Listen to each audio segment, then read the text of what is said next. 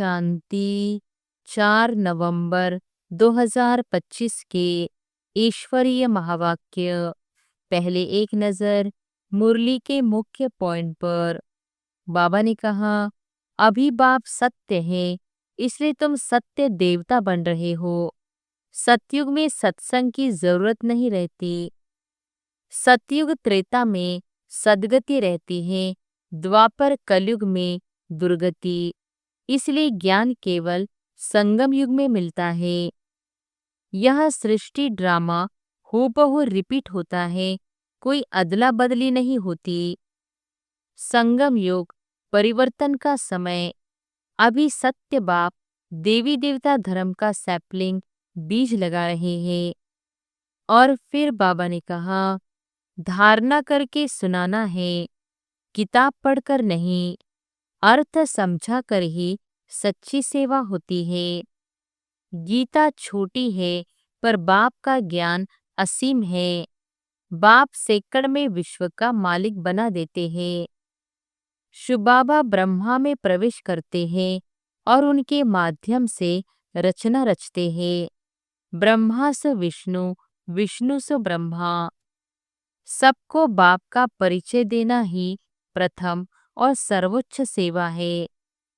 और फिर लास्ट में बाबा ने कहा, सतयुग है राम राज्य वरदान युक्त, कलयुग है रावण राज्य श्राप युक्त।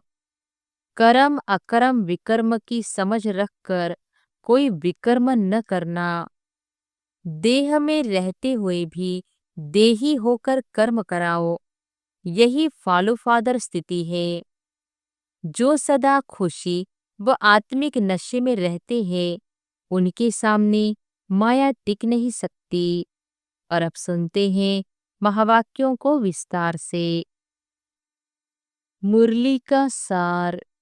मीठे बच्चे, अभी तुम सत्य बाप द्वारा सत्य देवता बन रहे हो, इसलिए सतयुग में सत्संग करने की जरूरत नहीं।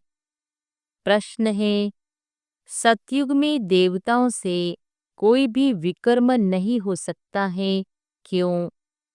उत्तर है, क्योंकि उन्हें सत्य बाप का वरदान मिला हुआ है। विकर्म तब होता है जब रावण का श्राप मिलने लगता है। सतयुग त्रेता में है ही सदगति। उस समय दुर्गति का नाम नहीं, विकार ही नहीं जो विकर्म हो। द्वापर कलयुग में सबकी दुर्गति हो जाती, इसलिए विकर्म होते रहते हैं। यह भी समझने की बातें हैं। ओम शांति। मीठे मीठे रूहानी बच्चों प्रति बाप बैठ समझाते हैं। यह सुप्रीम बाप भी है, सुप्रीम टीचर भी है, सुप्रीम सद्गुरु भी है। बाप की ऐसी महिमा बताने से ऑटोमेटिकली सिद्ध हो जाता है कि श्री कृष्ण किसी का बाप हो नहीं सकता। वह तो छोटा बच्चा सतयुग का प्रिंस है, वह टीचर भी नहीं हो सकता। खुद ही बैठकर टीचर से पढ़ते हैं। गुरु तो वहाँ होता नहीं, क्योंकि वहाँ सब सदगति में है। आधा कल्प है सदगति, आधा कल्प है दुर्गति, तो वहाँ है सदगति। इसलिए ज्ञान की वहाँ दरकार नहीं रहती। नाम भी नहीं है, क्योंकि ज्ञान से 21 जन्मों के लिए सदगति मिलती है। फिर द्वापर से कलयुग अंत तक है दुर्गति। तो श्री कृष्ण फिर द्वापर में कैसे आ सकता? यह भी किसको ध्यान में नहीं आता है। एक एक बात में बहुत ही गुह्य राज भरा हुआ है, जो समझाना बहुत जरूरी है।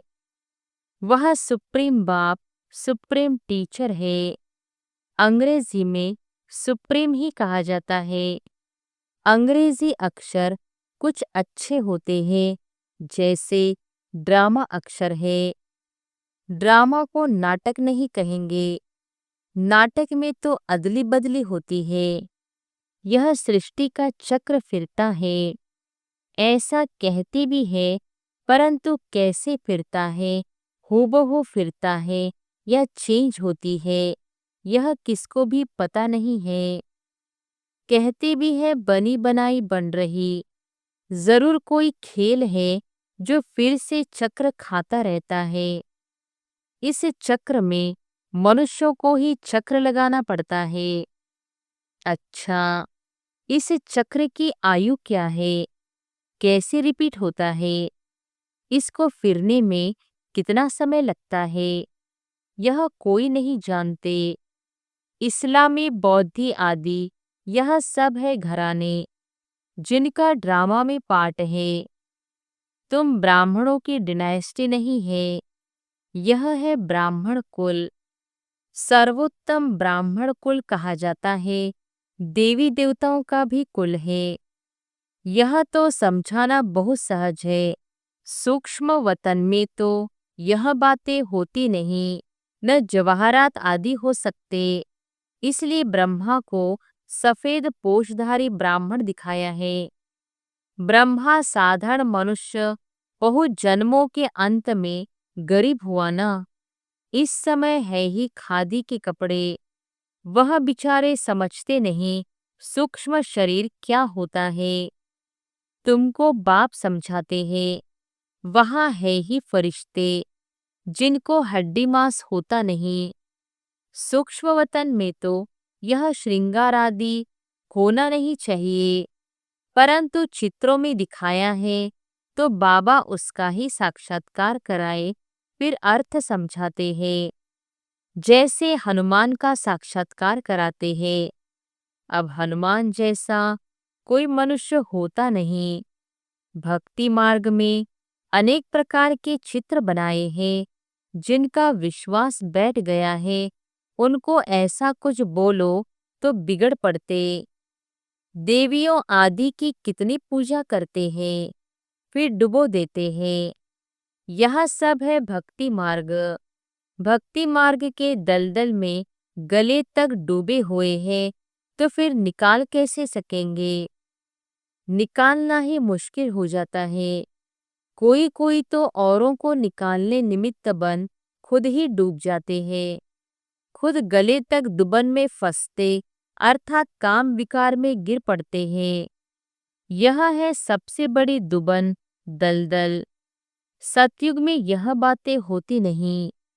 अभी तुम सत्य बाप द्वारा सत्य देवता बन रहे हो। फिर वहाँ सत्संग होते नहीं।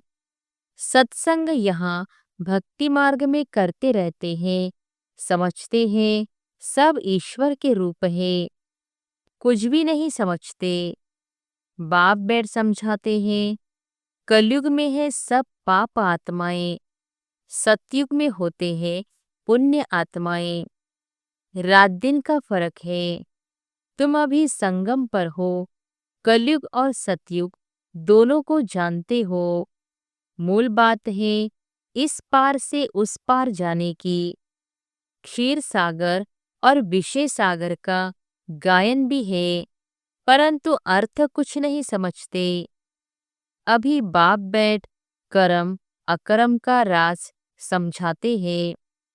कर्म तो मनुष्य करते ही है, फिर कोई कर्म अकर्म होते हैं, कोई विकर्म होते हैं। रावण राज्य में सब कर्म विकर्म हो जाते हैं। सतयुग में विकर्म होता नहीं, क्योंकि वहाँ है राम राज्य। बाप से वरदान पाए पाए हुए हैं। रावण देते हैं श्राप। यह सुख और दुख का खेल है ना। दुख में सब बाप को याद करते हैं, सुख में कोई याद नहीं करते।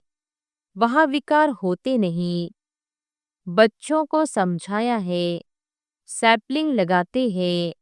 यह सैपलिंग लगाने की रस्म भी अभी पड़ी है। बाप ने सैपलिंग लगाना शुरू किया है। आगे जब ब्रिटिश गवर्नमेंट थी तो कभी अखबार में नहीं पढ़ता था कि झाड़ों का सैपलिंग लगाते हैं। अब बाप बैठ देवी देवता धर्म का सैपलिंग लगाते हैं। और कोई सैपलिंग नहीं लगाते। बहुत धर्म है, देवी देवता धर्म प्राय लोप है। धर्म भ्रष्ट, कर्म भ्रष्ट होने के कारण नाम ही उल्टा सुल्टा कर दिया है।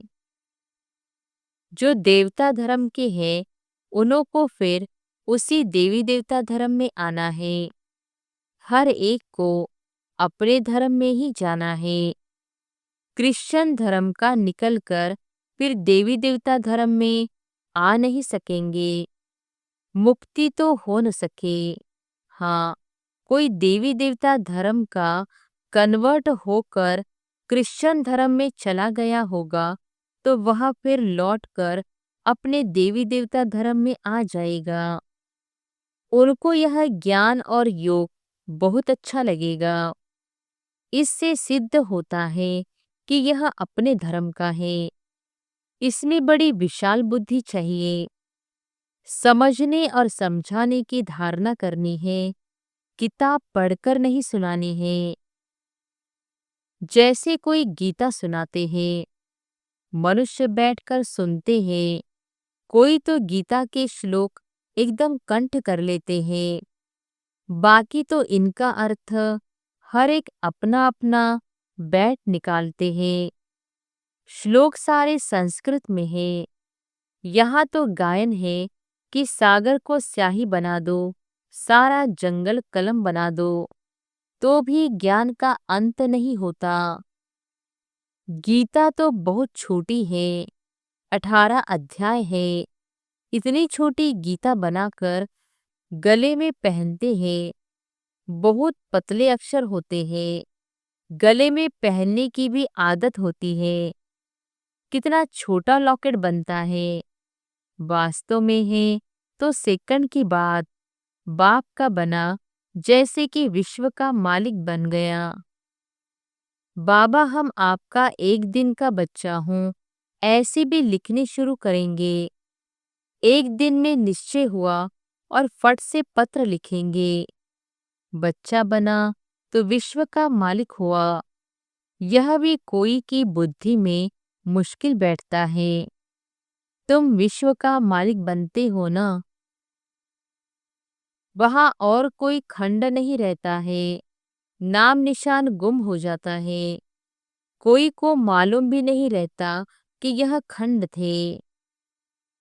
अगर थे तो जरूर उनकी हिस्ट्री ज्योग्राफी चाहिए।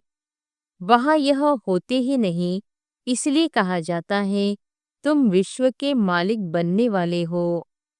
बाबा ने समझाया है, मैं तुम्हारा बाप भी हूँ, ज्ञान का सागर हूँ।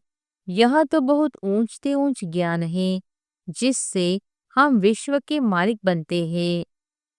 हमारा बाप सुप्रीम है, सत्य बाप, सत्य टीचर है, सत्य सुनाते हैं, बेहद की शिक्षा देते हैं, बेहद का गुरु है, सबकी सद्गति करते हैं।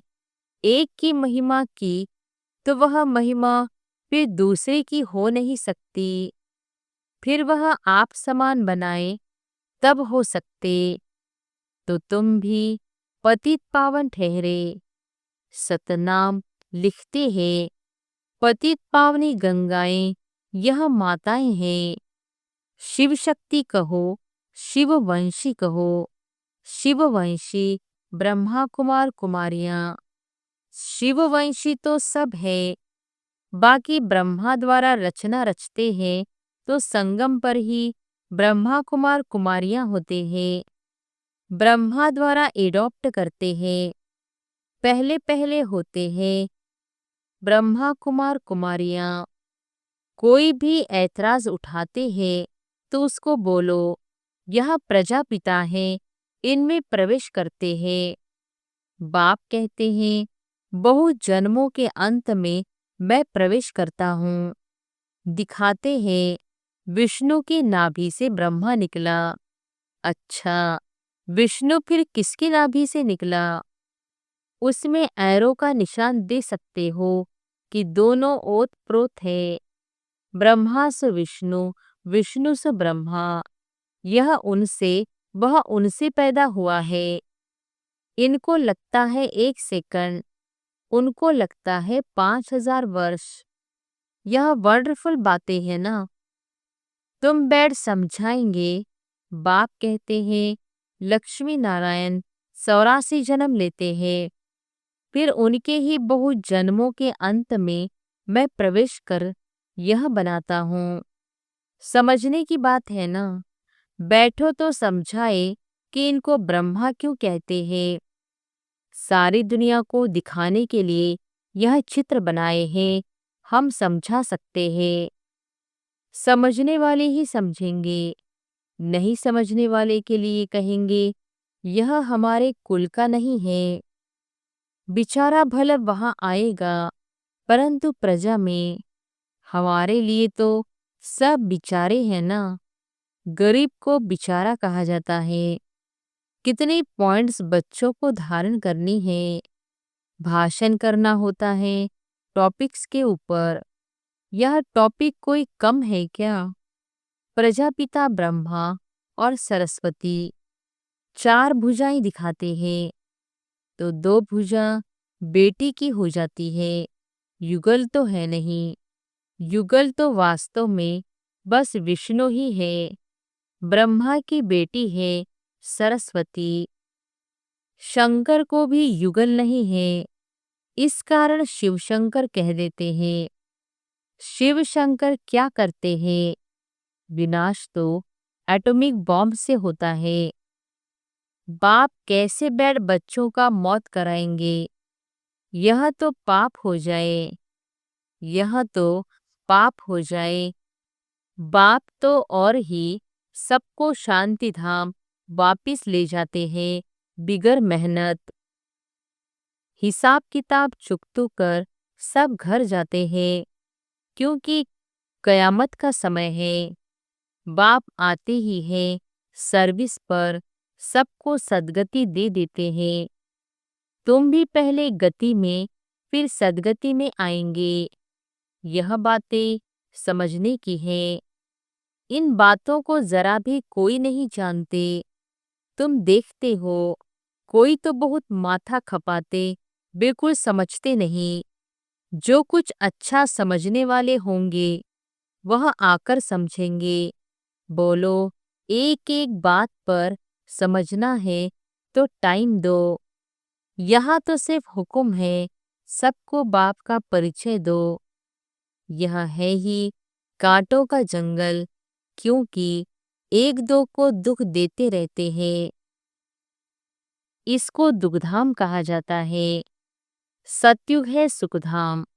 दुखधाम से सुखधाम कैसे बनता है, यह तुमको समझाए। लक्ष्मी नारायण सुखधाम में थे, फिर यह 84 जन्म ले दुखधाम में आते हैं।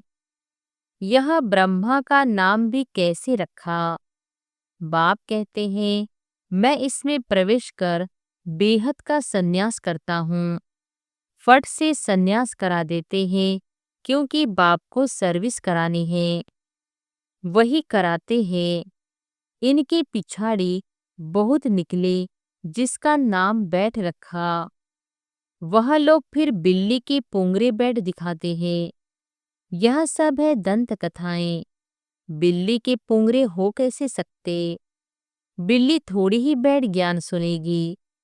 बाबा युक्तियां बहुत बतलाते रहते हैं। कोई बात किसको समझ में न आए तो उनको बोलो, जब तक अलफ को नहीं समझा है तो और कुछ समझ नहीं सकेंगे। एक बात निश्चय करो और लिखो, नहीं तो भूल जाएंगे, माया भुला देगी। मुख्य बात है बाप के परिचय की। हमारा बाप सुप्रीम टीचर है, जो सारे विश्व के आदि मध्य अंत का राज समझाते हैं, जिसका कोई को पता नहीं है। इससे समझाने में टाइम चाहिए। जब तक बाप को नहीं समझा है तब तक प्रश्न उठते ही जाएंगे। अलफ नहीं समझा है तो बे को कुछ नहीं समझेंगे। मुफ्त संशय उठाते रहेंगे। ऐसे ऐसे क्यों? शास्त्र में तो ऐसे कहते हैं। इसलिए पहले सबको बाप का परिचय दो। अच्छा, मीठे मीठे सिकिलधे बच्चों प्रति मात पिता बाप दादा का याद प्यार और गुड मॉर्निंग। रूहानी बाप की रूहानी बच्चों को नमस्ते। धारणा के लिए मुख्य सार। पहली पॉइंट, कर्म अकर्म और विकर्म की गुह्य गति को बुद्धि में रख अब कोई विकर्म नहीं करने हैं। ज्ञान और योग की धारणा करके दूसरों को सुनाना है। दूसरे पॉइंट, सत्य बाप की सत्य नॉलेज लेकर मनुष्यों को देवता बनाने की सेवा करनी है। विकारों के दलदल से सबको निकालना है। वरदान है, अलौकिक नशे की अनुभूति द्वारा निश्चय का प्रमाण देने वाले सदा विजयी भव। अलौकिक नशे की अनुभूति द्वारा निश्चय का प्रमाण देने वाले सदा विजयी भव। अलौकिक रूहानी नशा निश्चय का दर्पण है। निश्चय का प्रमाण है नशा और नशे का प्रमाण है खुशी। जो सदा खुशी और नशे में रहते हैं उनके सामने माया की कोई भी चाल चल नहीं सकती। बेफिक्र बादशाह की बादशाही के अंदर माया आ नहीं सकती।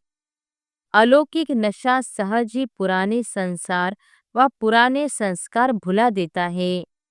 इसलिए सदा आत्मिक स्वरूप के नशे में, अलौकिक जीवन के नशे में, परिष्ठेपन के नशे में या भविष्य के नशे में रहो तो विजयी बन जाएंगे। स्लोगन है, मधुरता का गुण ही ब्राह्मण जीवन की महानता है। इसलिए मधुर बनो और मधुर बनाओ। मधुरता का गुण ही ब्राह्मण जीवन की महानता है। इसलिए मधुर बनो और मधुर बनाओ। अव्यक्त इशारे, अशरीरी व विदेही स्थिति का अभ्यास बढ़ाओ।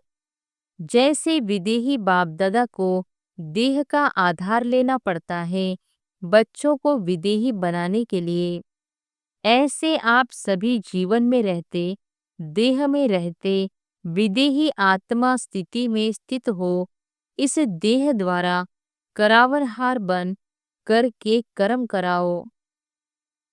यह देह करनहार है, आप देही करावनहार हो। इसी स्थिति को विदेही स्थिति कहते हैं।